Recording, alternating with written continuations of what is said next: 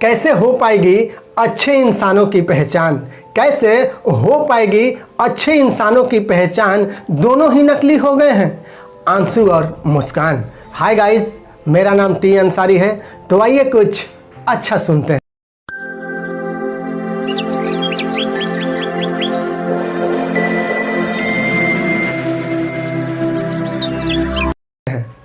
एक बार की बात है कि एक नौजवान ने राजा के दरबार में पहुंचा और राजा से बोला, हे राजा साहब, हमें अपने यहाँ नौकरी पे रख ली जाए। राजा ने कहा कि तुम में ऐसी कौन सी खास बात है जो हम तुम्हें अपने यहाँ नौकरी पे रख लूँ? तो उस नौजवान ने कहा कि हम जानवर हो या इंसान हो, हम उनके हाव भाव और शक्ल को देखकर हम ये बता देते हैं कि वो कैसा है, वो किस नेचर का है, उसके बारे में हमको पूर्ण रूप से जानकारी मिल जाती है। जब राजा ने इतना बात सुना तो सोचा अपने मन में कि ये काम के बंदा है, इसको अपने महल में ज़रूर नौकरी देनी चाहिए। सो राजा ने उस नौजवान को नौकरी दे देता है और बोलता है कि जा घोड़े की तबेले में जा।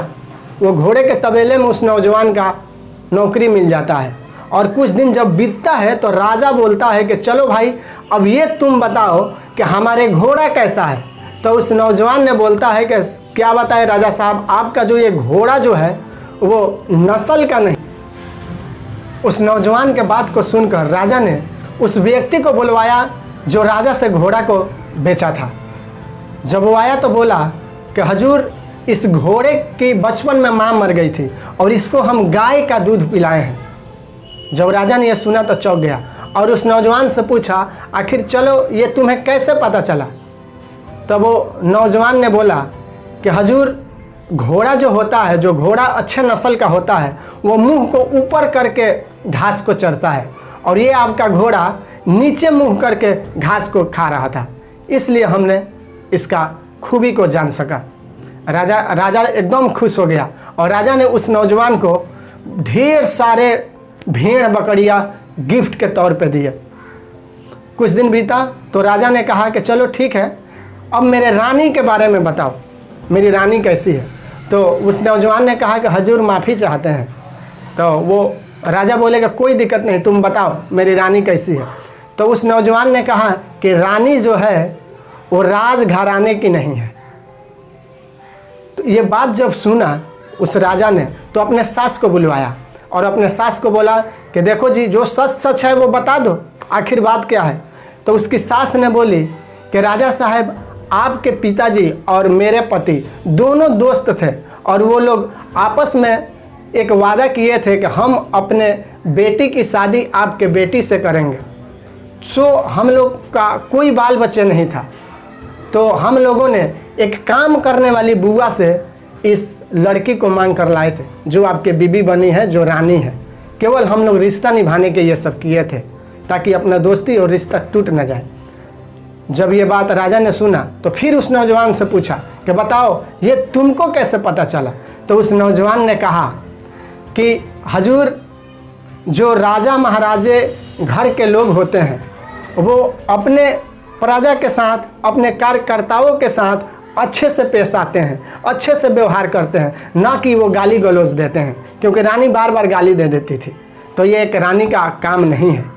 फिर राजा ने खुश हो गया नौजवान के ऊपर और ढेर सारे फिर से भेड़ बकरियां उनको गिफ्ट में दिया उस नौजवान को।